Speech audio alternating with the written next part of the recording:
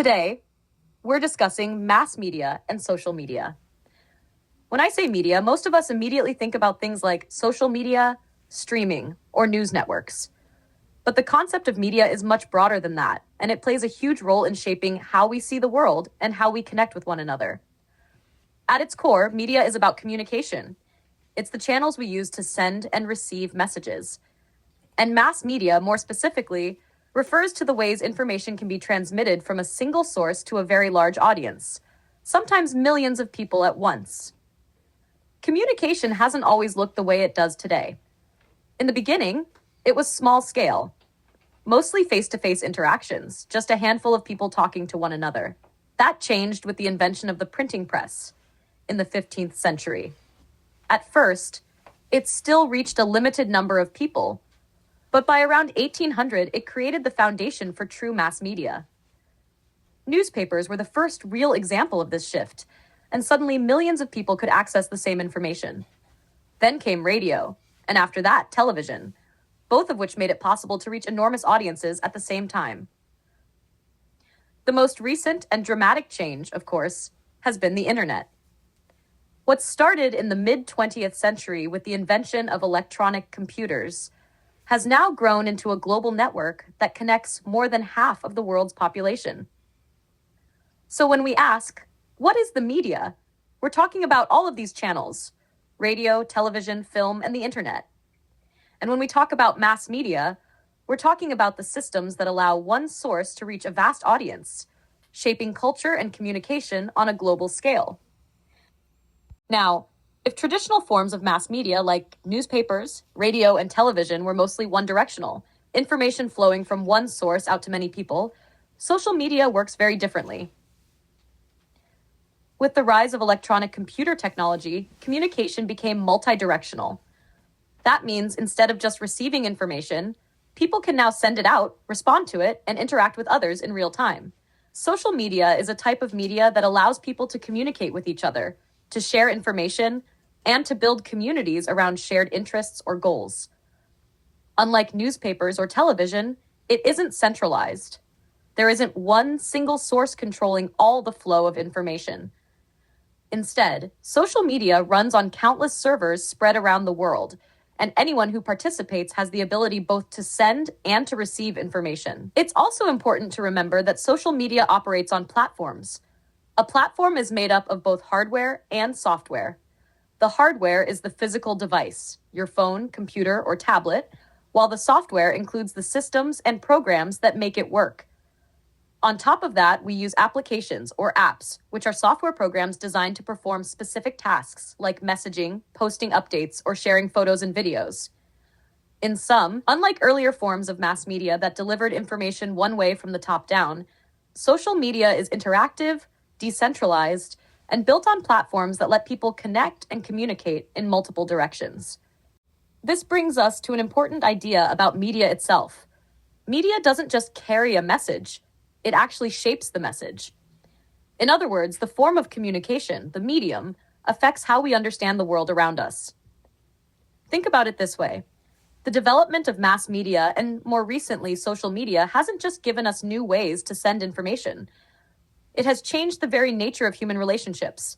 It has reshaped how we work, how we spend our free time, and even how we manage our households. Media packages messages in particular ways. A newspaper article, a television broadcast, a social media post, all deliver information differently, and those differences influence how we interpret what we're seeing. That's what people mean when they say, the medium is the message. It's not just about the content itself, but also about how the content is presented and the effects of the technology that carries it. So, media doesn't only transmit information, it shapes and sometimes even alters the reality it presents. Of course, the media also has many critics. One of the most common concerns is bias. Over time, fewer and fewer people actually expect journalism to be objective. Instead, many media outlets are seen as leaning toward one side of the political spectrum or the other, some to the left, some to the right. Now, because people have so much choice, they often gravitate toward media sources that confirm what they already believe. In other words, instead of being challenged with new perspectives, Viewers and readers often select content that reinforces their existing views. Another frequent criticism is that the media has what's called a negativity bias. This means that in deciding which stories to cover, outlets tend to favor high-interest events like terrorism, crime, or natural disasters. These stories draw attention, but they also give audiences a distorted sense of reality. The result is sometimes described as a culture of fear, where people believe the world is far more dangerous or unstable than it actually is. Overall, when we talk about bias in the media, it's not just about politics. It's also about which stories get told and how that shapes our perception of the world. Concerns about media bias and the spread of so-called fake news have made media literacy more important than ever. Media literacy is the ability to be a critical consumer of mass media and social media. But before people can even begin to think critically, they need access. Access means having the resources to buy equipment, such as a computer, smartphone, or tablet, as well as the internet connection to use them. It also requires basic literacy skills and some technical knowledge. People need to be able to read and write, and they need to know how to navigate digital platforms and applications. Without these tools and skills, individuals can't fully engage with the flow of media around them. So, media literacy isn't just about questioning messages. It starts with the practical foundation of having the equipment, the skills, and the knowledge to participate in the media environment in the first place. Media literacy isn't just about being able to access media. It's also about developing the skills to assess it critically. One way to think about this is through 5 guiding questions. First, what message is actually being communicated? Second, who is the source of that information and what perspective might they bring to it? Third, how does this content compare with information from other sources? Looking across multiple outlets can reveal whether a story is being reported consistently or if certain details are missing. The fourth question is, which groups or categories of people stand to benefit from the claims being made? Media messages are rarely neutral. They often support particular interests.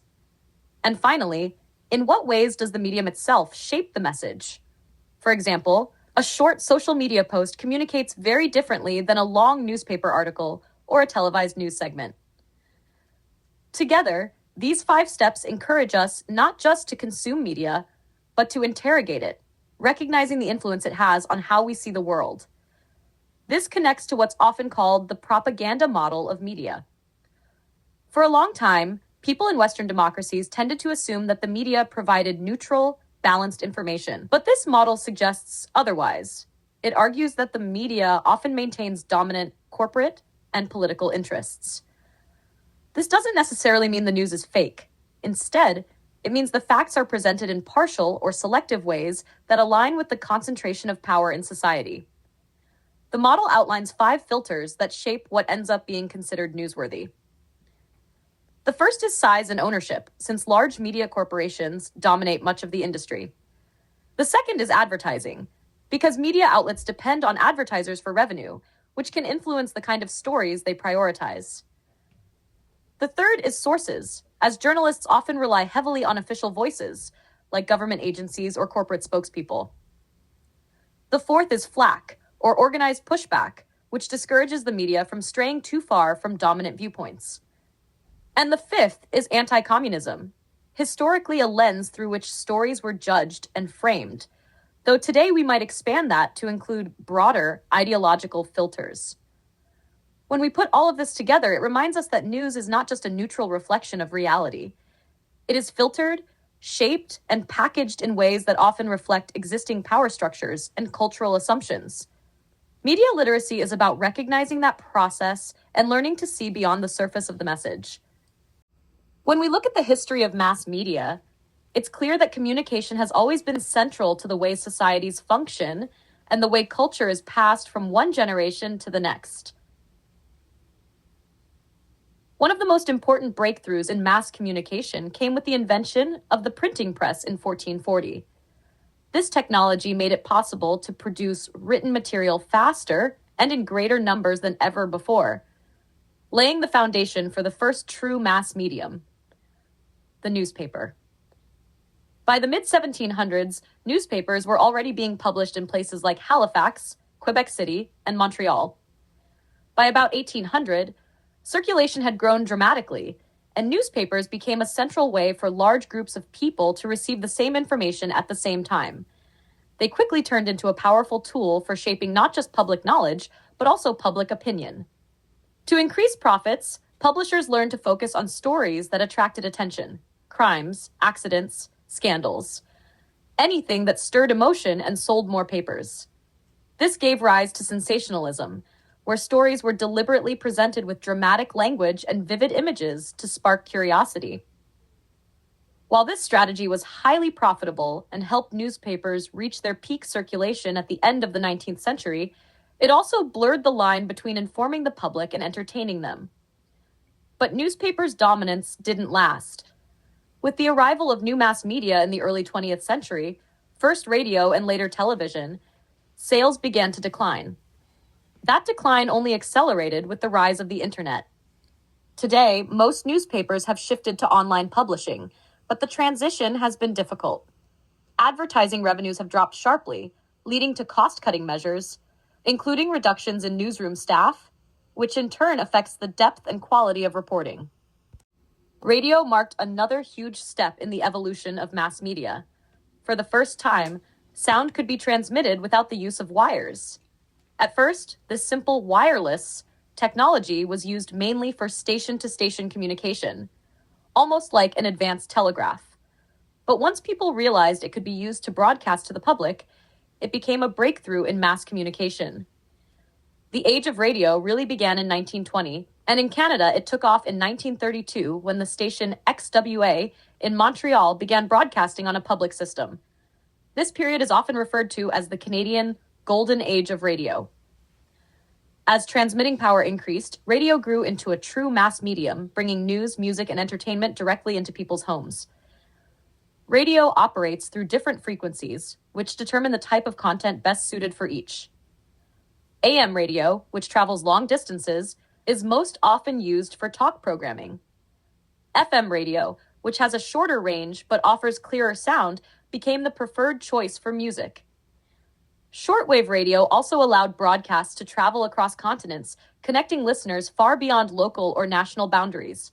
Later came satellite radio, which transmits signals from ground stations to satellites orbiting the Earth. Unlike traditional radio that depends on advertising, satellite radio makes money through subscriptions. It has become especially common in cars, offering listeners hundreds of stations with fewer geographic limits. Looking ahead, the role of radio continues to evolve. By 2030, nearly all new vehicles are expected to come equipped with direct internet access. This means consumers will be able to choose not only from traditional and satellite radio, but also from an almost unlimited selection of online audio and video programming. Television became the next major milestone in the evolution of mass media. It started to gain popularity in the late 1940s, and by the 1950s, Canadian nationwide broadcasting had become a reality through the Canadian Broadcasting Corporation, or CBC. For many families, television quickly became the centerpiece of home life, combining news, entertainment, and cultural programming in a way no medium had done before. Television didn't just share information, it changed how people experienced events. A famous example is the 1960 U.S. presidential campaign between Richard Nixon and John F. Kennedy, the first campaign to be televised. Viewers didn't just hear the candidates, they saw them, and Kennedy's calm, confident image played a big role in shaping public perception. Later, images of the Vietnam War beamed into living rooms across North America, shifted the national mood, and helped fuel opposition to military conflict. Television also offered entertainment that helped stabilize society during times of upheaval, such as the 1960s, when cultural change and social unrest were widespread. With the rise of cable television, audiences gained even more choice, including uninterrupted feature films, live sports, and entirely new types of programming. In 1968, the Canadian government created the Canadian Radio and Television Commission, now known as the CRTC, to regulate broadcasting and balance Canadian and foreign content. Television has continued to evolve over the decades. HBO became the first cable network to make use of satellite broadcasting, expanding the reach of programming. In the 1980s, VCRs gave viewers more control by letting them record shows and watch them later. Even today, television remains a powerful medium. About 87% of Canadians watch it weekly. That said, viewing habits differ across generations. Older audiences tend to prefer traditional cable and satellite programming, while younger people lean toward online streaming services. The development of the internet was gradual, advancing alongside computer technology. Computers were first linked in 1969 in a system initially supported by the US military. Unlike newspapers, radio, or television, which all relied on centralized points of transmission, the internet was designed without a single hub. This made it less vulnerable to attack or destruction, especially during times of war. By 1991, the term World Wide Web was coined, and within a few years, the internet began to move from a specialized tool into everyday life. In 1997, the first social networking site appeared, marking the start of online social interaction as we know it today. The popularity of social media has only grown, especially among younger generations. The power of internet technology is striking when we consider how far it has come. By 2020, there were more than 6.6 billion smartphones in use around the world. Each one of those devices had far more processing power than the computers NASA used to send astronauts to the moon in 1969. Today, social media platforms such as Facebook, launched in 2004 and now connecting around 3 billion people worldwide, have become central to communication and community. And with more than 4 million apps available, people can use their devices for everything from entertainment and shopping to political organizing. At the same time, we have to recognize the digital divide. While 95% of humanity lives in areas served by an internet provider, about half the world's population still does not use the internet. Access is not distributed equally. Factors like gender, race, ethnicity, education, and socioeconomic status all play a role in shaping who is able to participate online and who is left out. The COVID-19 pandemic highlighted just how important internet access is, not only for staying connected socially, but also for education, work, and access to services. One of the most striking features of living in a cyber society is how much importance we place on presenting ourselves online. Unlike face-to-face interaction, online encounters aren't framed by a familiar setting like a classroom, workplace, or neighborhood. We usually have very little background information about the other person, and most of what we do learn comes directly from what they choose to share. This makes social media a powerful tool for the presentation of self. People create profiles, update statuses, share photos, and carefully manage the content they put out.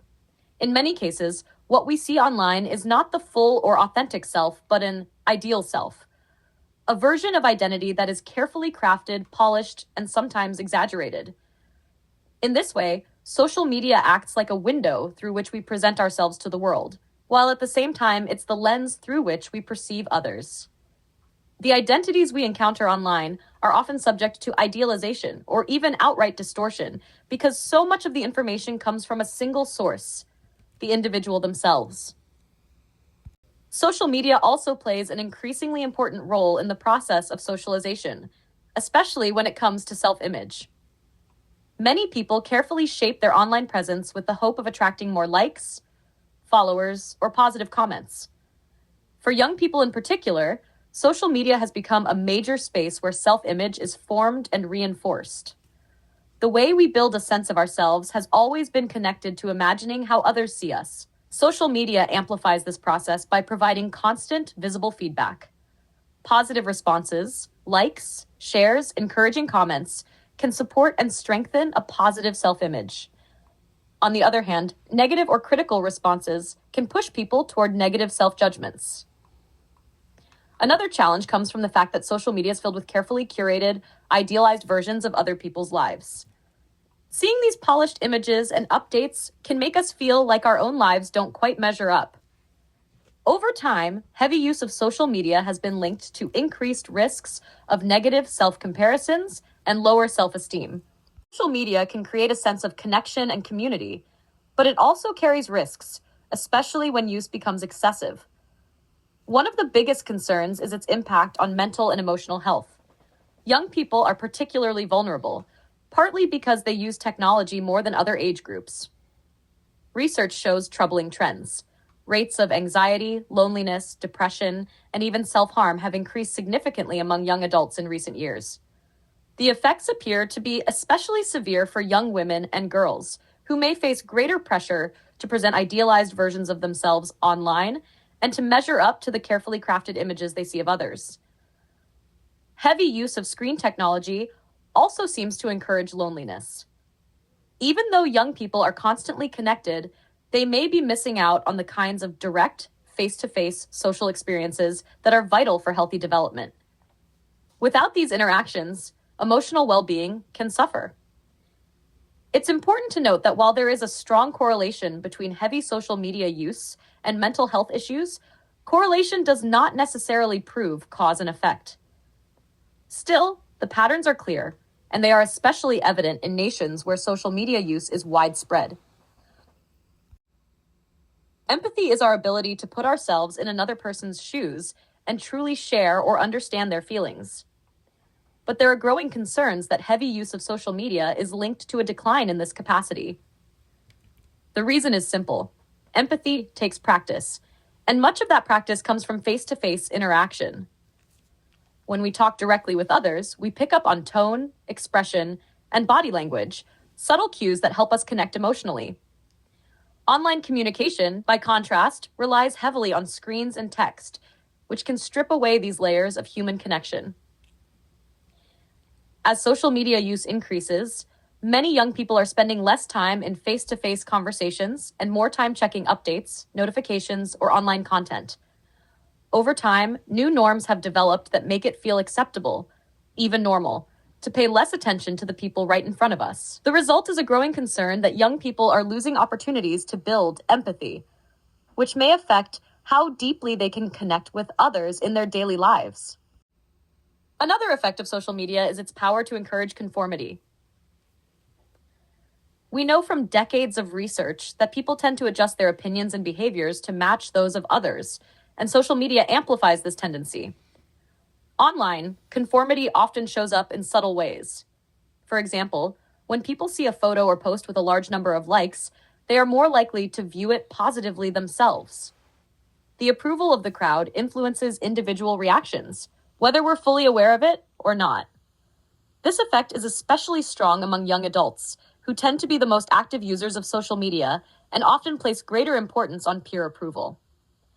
In this way, social media not only reflects trends, but also plays a powerful role in shaping them by encouraging people to align with what appears to be popular.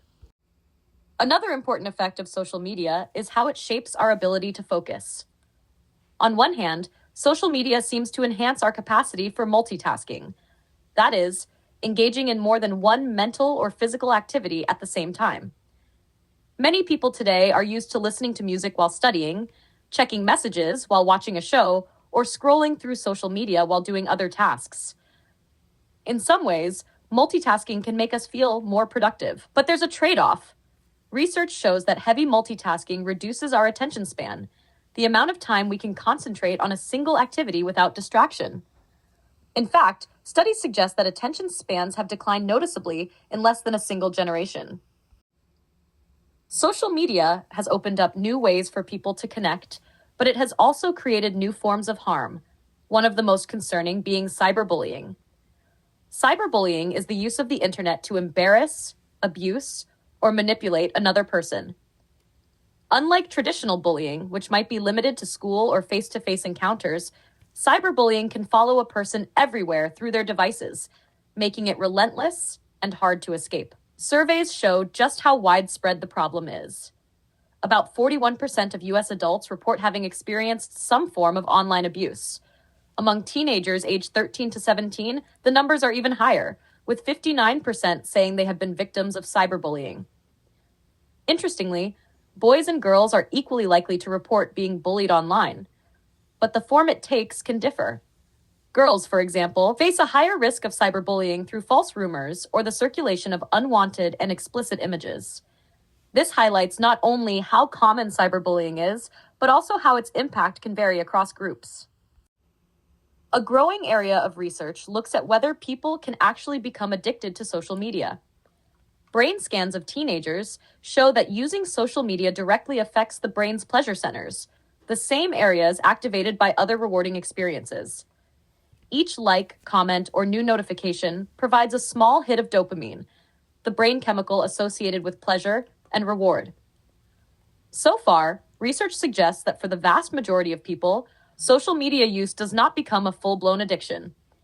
Most users are able to engage without losing control over their behavior.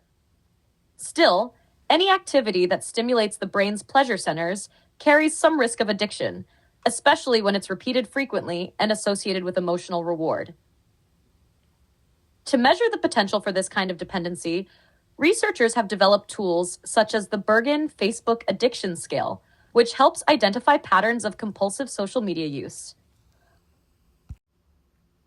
On the positive side, social media helps people stay connected, even across long distances. It provides quick access to information, entertainment, and support networks. For some, it also boosts confidence and helps reduce feelings of shyness by making social interaction easier and less intimidating. But there are clear negatives as well. Heavy use of social media has been linked to increased risks of anxiety and depression. Constant exposure to idealized images and opinions can erode empathy, shorten attention spans, and create unrealistic expectations. It also opens new opportunities for harmful behaviors, such as cyberbullying, and carries a potential risk of addiction. Taken together, while social media can connect people and expand opportunities, it also challenges mental health, emotional well-being, and the quality of our real-world relationships. The key lies in finding balance, using social media in ways that enhance life without letting it take control of it. Social media has changed the way we form and maintain relationships. It allows people to build a larger network of connections, and in many cases, enhances the quality of those relationships through constant communication and sharing. But these same features also bring new challenges, especially within families. For parents, social media offers the ability to monitor their children almost anywhere and at any time. While this can increase safety and awareness, it can also cross into over-monitoring or oversharing. Some parents post too much about their children online, photos, updates, or personal details, without realizing that these actions may affect the child's privacy or even their long-term development. Oversharing can also strain the parent-child relationship as children grow older and seek independence. Perhaps the most serious concern linked to social media and young people involves online predators, adults who use digital platforms to contact and build trust with minors. These interactions can be manipulative and dangerous, highlighting the need for education, supervision, and clear boundaries around online activity. More and more romantic relationships now begin online. Social media and dating apps have become a common way for people to meet potential partners, especially among younger adults. In 2021, about 36% of Canadian adults reported having used a dating site at some point, showing just how mainstream online dating has become. However, research suggests that while these platforms make it easier to meet people, they don't always lead to lasting relationships. The majority of users never end up in a long-term partnership through dating sites. Among those who do, couples who meet online tend to marry more quickly. But they're also about 5 times more likely to divorce within the first 3 years of marriage, compared with couples who met through more traditional means. Interestingly, after that 3-year mark, the risk of divorce begins to level out. Computer technology and social media have deeply influenced how relationships form and function. Many people now use online spaces to share personal details about their romantic lives, posting photos, updates, and expressions of affection for others to see. However, research shows that people who frequently post about their relationships online often have lower self-esteem or greater insecurity about their partnerships. Their sense of self-worth can become tied to how others react, what we might call relation-dependent self-esteem. When validation depends on likes or comments, It can make relationships more fragile and emotionally charged. This constant public sharing can also lead to conflict. Studies have found a clear correlation between the amount of time people spend on social networking sites and the level of relational tension they experience. Disagreements can arise over what's being shared, how much attention one partner gives to others online, or the way the relationship is portrayed to the public. Social media and computer technology have transformed almost every aspect of daily life, reshaping how we communicate, learn, and even think about ourselves and others. One of the biggest social effects has been cultural. The internet has become a major source of popular culture, and social media in particular acts as a powerful agent of socialization, teaching people what to value, how to behave, and what is considered normal. Several patterns have emerged from research on how social media influences culture. Encountering violence online can numb people to pain and suffering, increasing tolerance for aggressive or harmful behavior. Social media also tends to glorify risk-taking, rewarding daring, outrageous, or sensational content with attention and approval. In addition, social media platforms often reproduce and spread stereotypes about race, ethnicity, gender, class, age, and sexual identity, reinforcing long-standing patterns of social inequality. One perspective on social media's cultural influence is known as the shallow culture hypothesis. It suggests that technology and constant online engagement encourage a more superficial and morally shallow way of life. Research has found that people who spend a great deal of time texting or posting online tend to place greater importance on surface qualities such as physical beauty and popularity. Other studies point out that social media can create a hypersexualized environment, especially for young women. In these spaces, appearance and sex appeal are often emphasized over qualities like intelligence, creativity, and kindness. This constant focus on image can shape how people value themselves and how they perceive others, reinforcing unrealistic and sometimes harmful ideals. At the same time, it's important not to overlook the positive side of social media. While it can promote shallow values, it also gives people the power to share ideas, spread awareness, and mobilize for change. Movements such as Black Lives Matter and Me Too show how social media can unite people across the globe, draw attention to injustice, and spark real conversations about equality and human rights. Technology has completely reshaped the modern workplace, and social media plays a major role in that transformation. Today, social media isn't just for personal connection, it's also a powerful tool for finding employment. Many people now use professional networking platforms and online communities to search for jobs, connect with employers, and showcase their skills.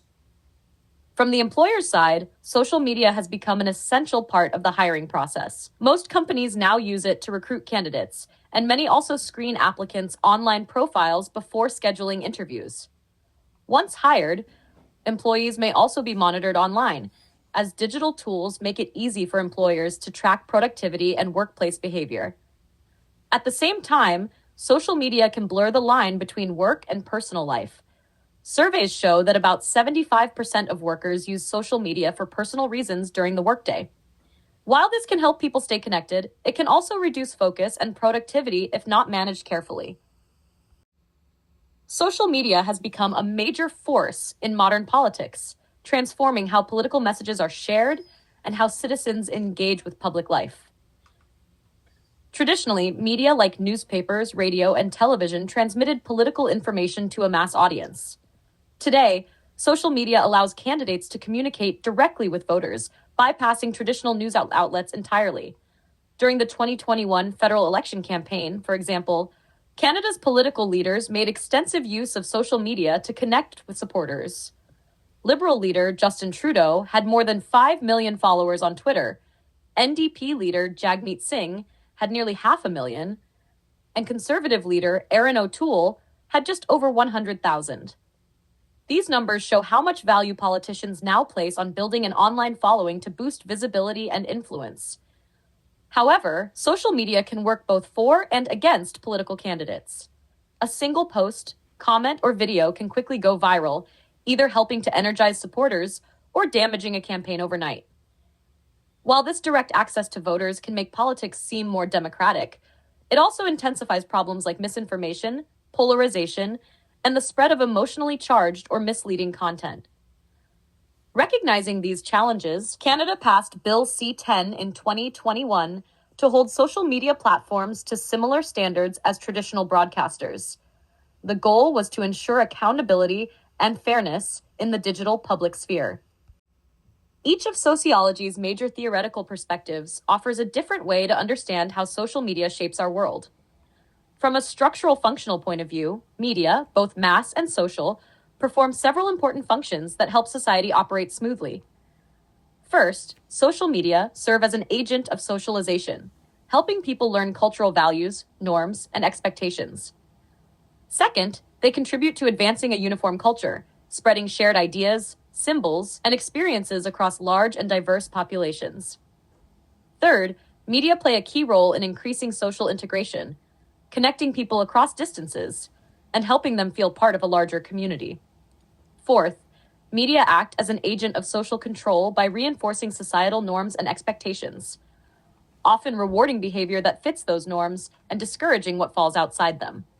Fifth, social media provide a source of entertainment and stability, offering distraction, comfort, and a sense of routine in everyday life. And finally, media can be a source of change, spreading new ideas, inspiring movements, and challenging existing beliefs.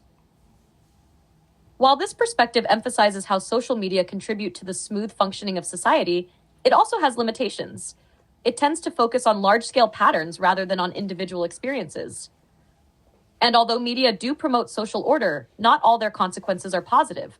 Some effects, like misinformation or social division, can disrupt rather than stabilize society. From a symbolic interaction perspective, social media are deeply involved in the social construction of reality. This theory focuses on how individuals and groups create and interpret meaning through everyday interaction. And today, much of that interaction happens online. Through social media, people present themselves, share stories, and respond to others, all of which shape the way reality is understood. In this sense, social media have become central to the presentation of the self. Each post, comment, or image contributes to how individuals construct and communicate their identities. At the same time, news and mass media play a major role in shaping the shared reality we experience. The information we receive about the world comes through the lens of media organizations, which select and frame events in particular ways. This framing influences how we perceive social issues, institutions, and even one another. The strength of the symbolic interaction approach lies in its ability to show how meaning is created and negotiated through media. It helps us understand the everyday processes by which people and organizations build their sense of reality.